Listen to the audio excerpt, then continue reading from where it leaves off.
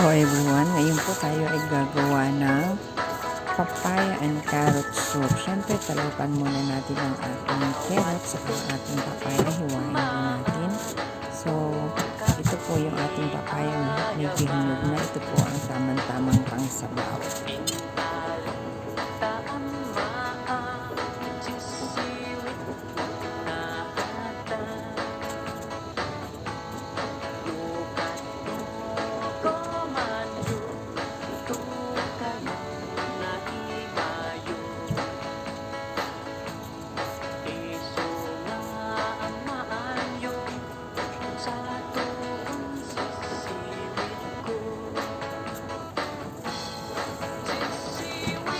So habang hinihiwa natin ito, nagpapakulo na po tayo ng ating ibang ingredients sa ating sabaw.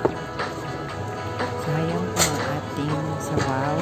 Meron po siyang pork bones, chicken feet, tsaka meron din po siyang peanuts. Meron din po siyang dried figs. So nakikita niyo yung fruits na lumulutang-lutang din. At hiniluan ko lang po yan ng fish maw.